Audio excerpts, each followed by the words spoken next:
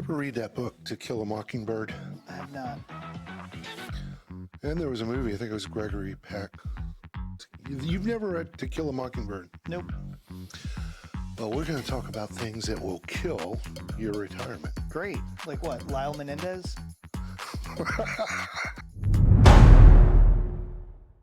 Hey, welcome back to That Financial Guy Show. My name is Keith Wilson, financial advisor, here with Mr.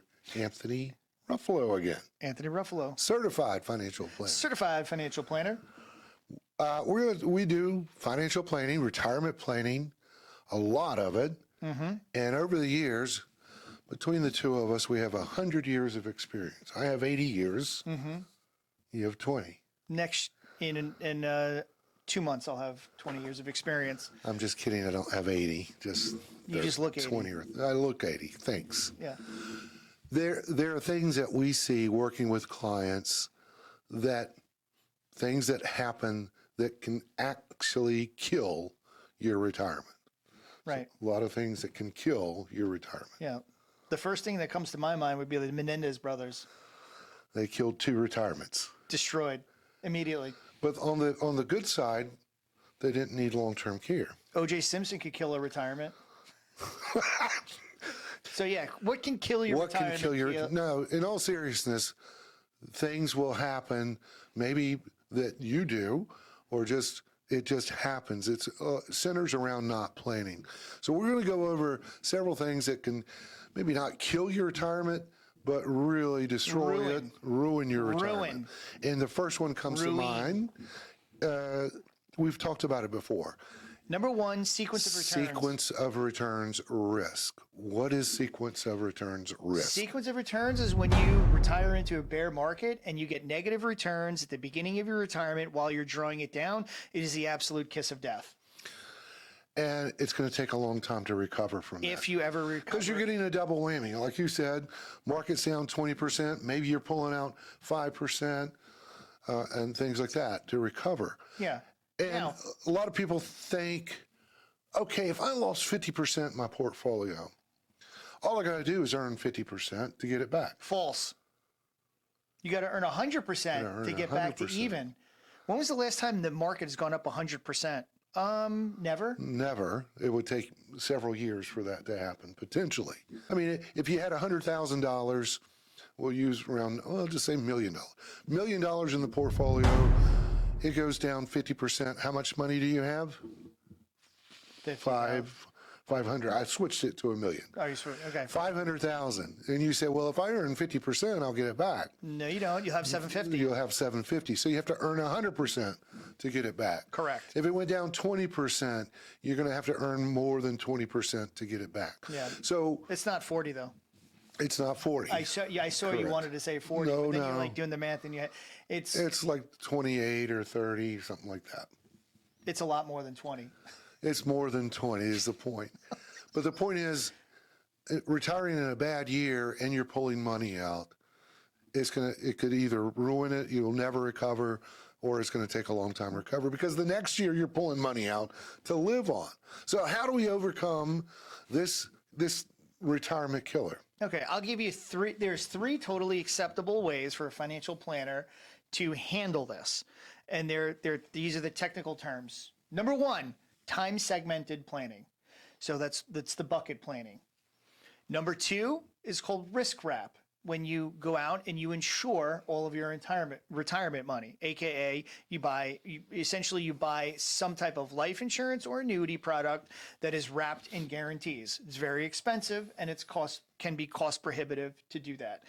And then lastly is the total return strategy. Total return strategy is you just have an overall portfolio, and then you set your overall portfolio at an acceptable withdrawal rate according to your asset mix and age and expected longevity. And those are the 3 perfectly acceptable ways of dealing with and managing appropriately sequence of return risk. And I would say as you get closer to retirement, and maybe one of your fancy little acronyms, the risk wrap and all that stuff, I was just going to say, set aside 2 to 3 years of what you will need in income in retirement in fixed income or cash.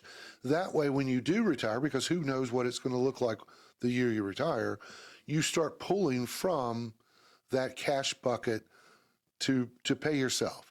So if you're retiring in a down market, you're not touching all the other stuff. You're not having to sell when it's down. You're giving it time to recover. So proper planning would help mitigate the sequence of return risk. Can I just let everybody in on a little, I don't want to call it a secret, but just some common sense that nobody ever thinks about. So the number one thing that people are concerned with is I don't want to run out of money, right? And how much risk should I take? It's how much risk is appropriate for where I'm at.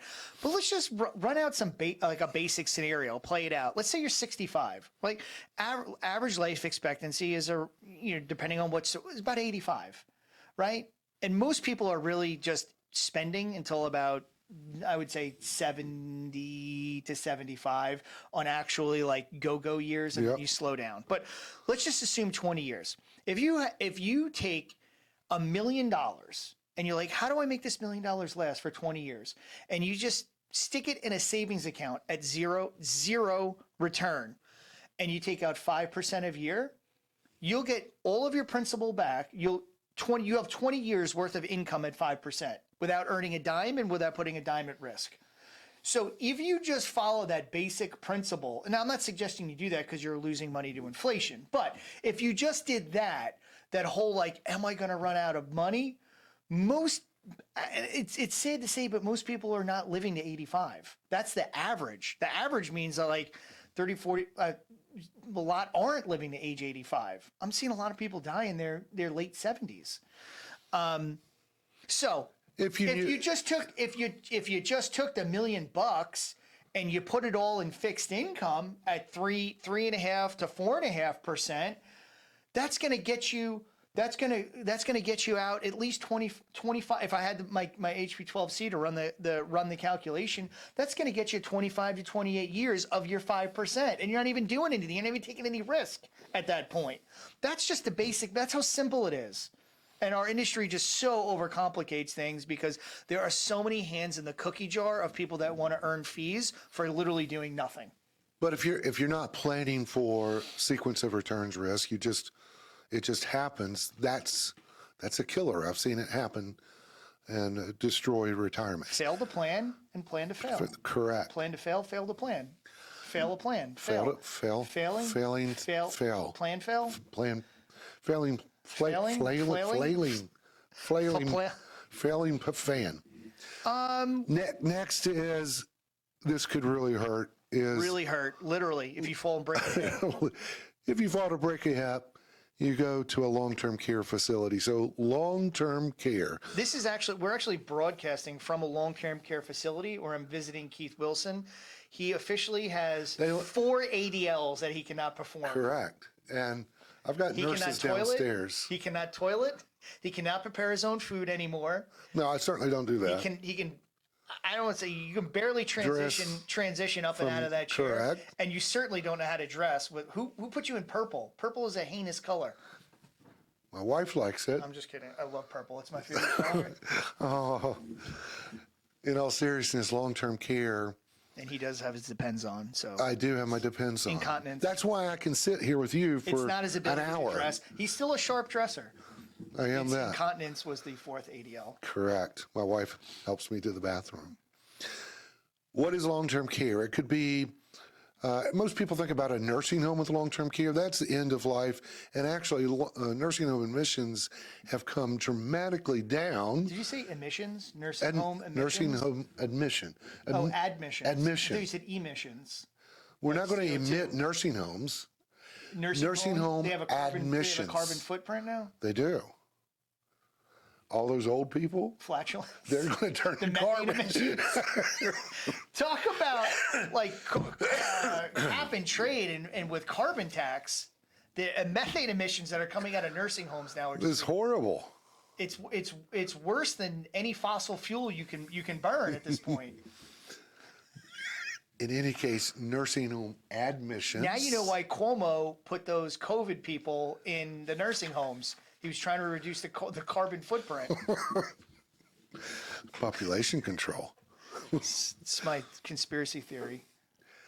Most people think of long-term care event as going to a nursing home, but nursing home admissions have come down dramatically over the last 20, 25 years with the advent of assisted living facilities. There are more people needing in-home care than in a nursing home. But all of this costs money. Nursing homes, assisted living facilities, in-home care, adult daycare. It costs a lot of money. And you can look up by your state. There's a site, I'll leave it in the description below, Genworth Cost of Care. It's got a neat interactive map.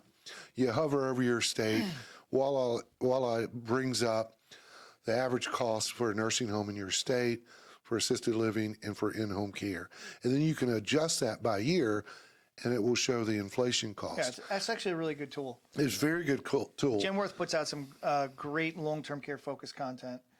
In North Carolina, nursing homes around $9,000 a month, assisted living around $5,500 to $6,000 a month. So it's very costly. And guess what? Medicare doesn't cover full-blown long-term care. Your health insurance doesn't. That's why we'll get into long-term care insurance in just a minute. But what are your chances of ever needing a long-term care event, such as in-home assisted living or whatnot?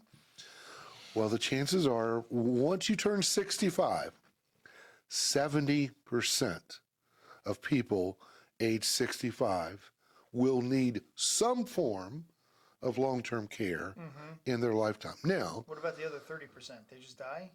they die and they don't. They have an acute event and it's just a wrap. Correct. It's a wrap on the Jack Johnson? That's what averages mean.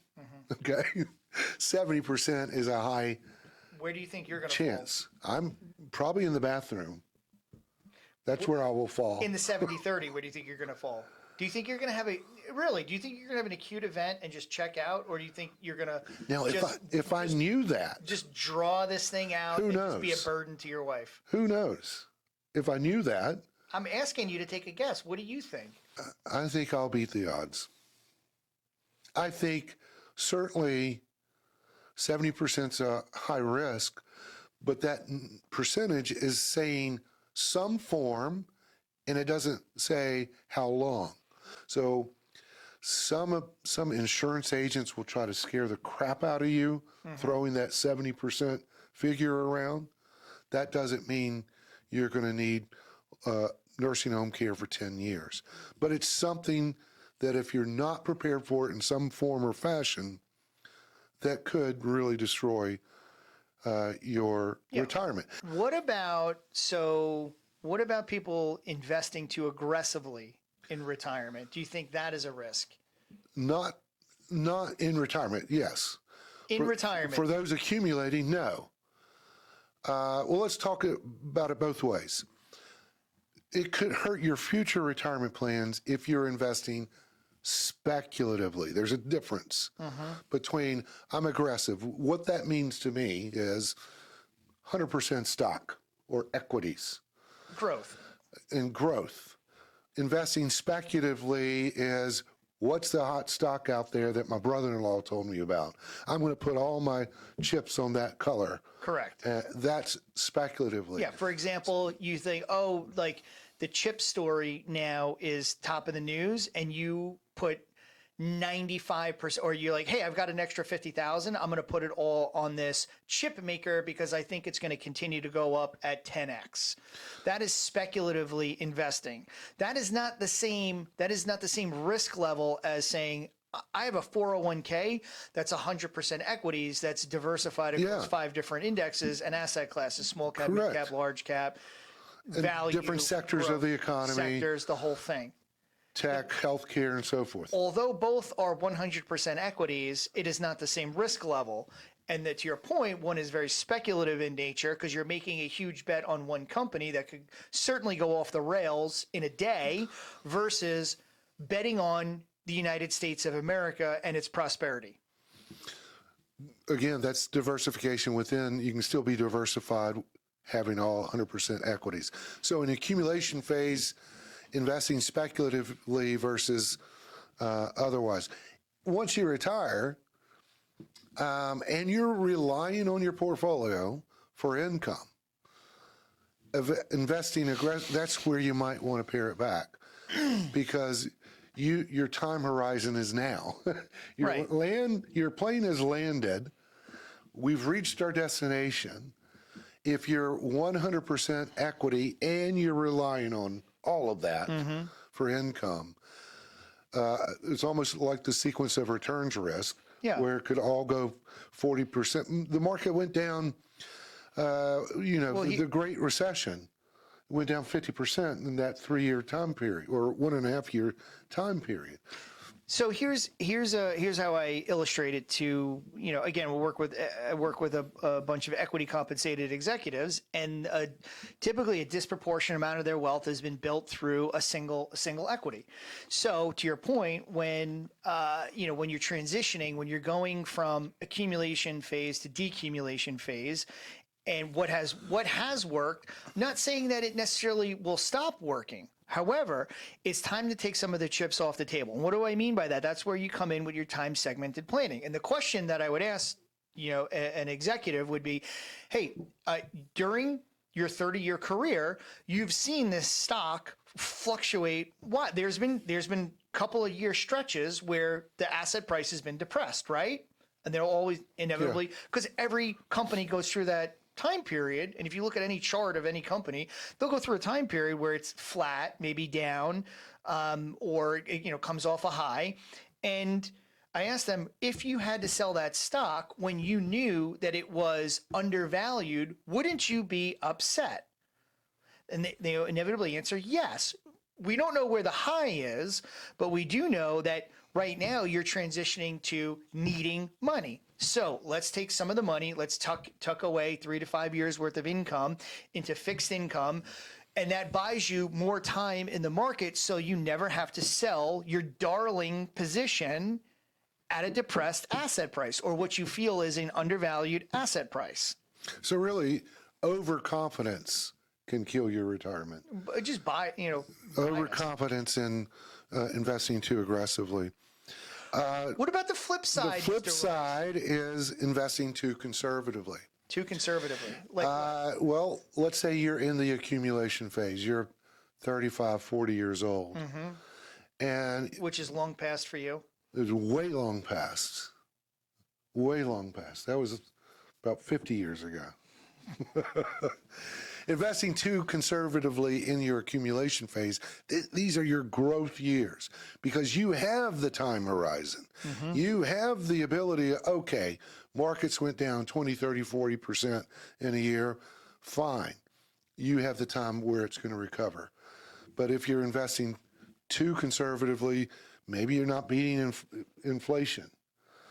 Stocks have proven to beat inflation over a number of years, and you want this to grow. You can be too conservative in decumulation, in retirement. Yep.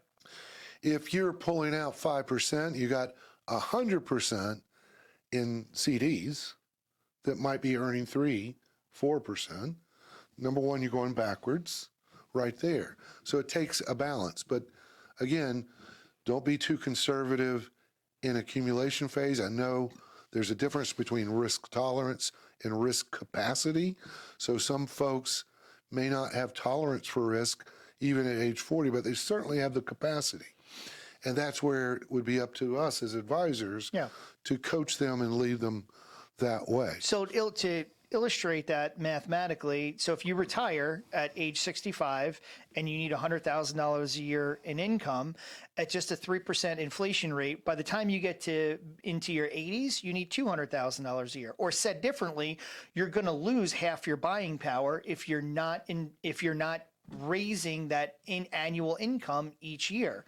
And in order to be able to raise that annual income, we look to the equity markets, as equity markets have been the best defense against inflation, or stocks with the ability to raise their prices to pass on the rising costs to consumers. So essentially, shareholder wealth should keep up. Speaking of income, here's another killer or something that will blow your retirement up. I have a lot of folks earning, $300,000 or $400,000 a year, and I've got the income. I can do this later. I can plan later. I can sock away money later. The kids are growing. We want to do all the fun stuff, and they're living for today, is what I'm saying. Right. Overconfident that they think that income is going to be there next year or the year after. Things happen, life happens. So I kind of say, hey, you better make hay while the sun is shining. Make a plan. How do you make hay? You make hay while the sun is shining. What does that expression even mean? That means I know what it means, but how do you make hay? It means Or do you mean to harvest the hay, I think. harvest is it? what You don't even know. that's a even pretty doggone make good hay. guess. You don't even know. I grew up. How do you have your cake and eat it too? I can do that. I mean, I make two cakes. I see you've been eating your cake. I know you've been eating your cake. I don't even need to ask. That's a rhetorical question. Here's how you can have your cake and eat it too. Yeah, You have two cakes. 2 cakes, You eat one, and you still have the other. baby cakes. All right.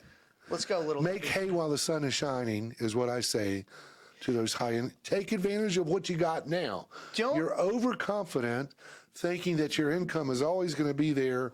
We're the grow. only culture that expects each year to get better. We're the only culture around the world that expects next year. We are addicted to growth. And everybody thinks that their income is going to go up. We just naturally assume there's going to be inflation, there's going to be cost of living, there is going to be growth. We're just hardwired. It's engraved in our culture. If you work in corporate America, everything is about making your numbers grow. There's no such thing as like, hey, how do we just stay flat? You're fired. Yeah. It's how do we grow? All of our portfolio assumptions are based around growth. There's no way to not, we have to grow, right? So we all expect that our incomes are going to grow. We all expect that our portfolios are going to grow. And that isn't always necessarily the case. There's going to be a lot of people over the next decade that are displaced by technology. If you believe in the AI story, that it's real and that AI is the trend of The future. Yeah, the trend of the future, and it's going to increase worker productivity. Well, that means that companies aren't going to need as many workers as they once had. So people that have $200,000-$300,000 a year jobs, and you're not saving because you're like, oh, my job is always going to be in existence. My job is, I'm always going to be in demand. That's not necessarily the case. There are countless examples of people, jobs that have been replaced throughout history. So save. I'm not saying don't live and don't enjoy, but you better make for damn sure that you are putting enough money away so you don't look back in retrospect and kick yourself in the butt. Right. The next one is really a mindset. And I've seen this before. You ever heard the term, what is that term? Paralysis from analysis. Mm-hmm. Paralysis from analysis. Yes. People want to get everything perfect. I need to build the perfect portfolio of where everything's located. I got to build the perfect budget. And trying to be perfect may cause some people to throw their hands up and say, I can't do this until I get it right. Yeah. I can't do it, and they're overwhelmed. It's like somebody who's single to their 42. They're just looking for the perfect spouse. They don't exist. They don't exist. They don't. I'm a great example. Well, wait a minute. I'm a great example of being an imperfect spouse. Well, in this household, there is one perfect spouse. It's my wife. We know. Okay. But anyway, they're trying to be perfect. They're going to throw their hands up. They're going to give up, and they're not. They're having paralysis. They're not starting. So nothing's perfect. You just have to start that progress. So perfection is the killer of progress because things will change. The enemy. Perfection is the enemy of progress. Correct. Thank you. I always say things wrong, like Michael Scott, I think, sometimes. No, that's why you're here. I can relate to your wife. Constantly have to correct you. But understand whatever plan you put into place, even your financial planner, it's going to change. An imperfect plan is better than no plan. I try to say, hey, I want to be 100% approximately right. That's better than being 100% precisely wrong. That's how I describe it to people. There's no such thing as a perfect plan. It's a framework. Life is dynamic. We have so many different. A financial plan is a bunch of variables put together in a model. And when you have a bunch of variables that are put together in a model, they always constantly change, right? So our models are based on inflation assumptions, stock market return assumptions, health assumptions, longevity assumptions, income assumptions, raises, bonuses. And like there's so many different Divorce. there's so many different All kinds assumptions that go into happens. savings rate assumptions, employer match assumptions, and any one of those can change in any given year, which changes the outcome of the hypothetical model that we assembled. So like what I tell clients is that it's just a framework for us to operate in, and Based on what we know today. and we operate and we adjust on the fly each year. That's why I'm a proponent of the advisory relationship. It has to be an ongoing relationship that's fed and watered each and every year. We make little micro adjustments to the plan every single year just to say, hey, are we in the ballpark? Are we like on track for, I know we want to get to this number in the future, and are we, based on what, are we tracking for that? Yes or no? Or have we gone severely or so far off track that we need to make like a major adjustment at this point, or just call the game and say, hey, listen, this ain't gonna happen. But by not doing anything, that's a decision, and that's a choice. The decision not to make a decision is also a decision. Correct. How about this? We'll wrap it up with tax planning is an issue that Wrap it up like a Christmas gift, Keith. put a little bow on it. Put a little bow on it. We'll talk about the tax planning thing, because it might not kill your retirement, but it could hurt by not properly tax planning. For example, you don't have a true blue withdrawal strategy. You just, okay, I'm going to pull money out of this account. Well, maybe you're having to sell highly appreciated stock, and we got a capital gain situation. Or you make a Roth conversion at the wrong time, and there are right times and wrong times, and there are right amounts and wrong amounts, and then thus more in taxes. So pay attention to tax allocation of your money. Yeah, The tax deferred, tax-free, and taxable. we can call this one the Hinckley, because it doesn't necessarily, it's an attempted assassination of your retirement. Okay. It's not actually going to kill it, but it can come close. And that bullet's coming real close. It can come close, and you definitely, you need some Secret Service on your side to prevent. Oh, I like that. You need the Secret Service. That's What we are. do. Yeah, we're like the Secret Service. So A lot of times we protect you from making they want to Hinckley, your retirement, and that's just a lack of tax planning.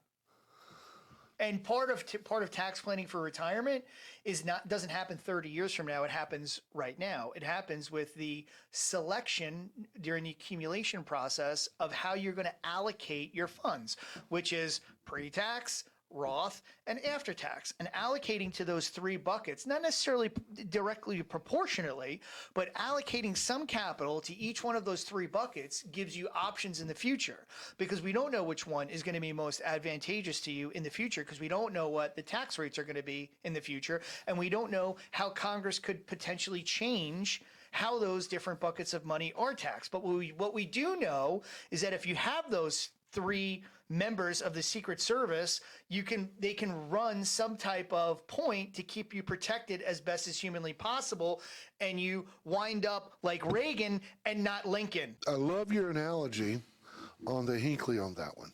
How it actually works out, what I do in practice is, if I have people, we optimize your distribution for the year, and I do it on an annual basis.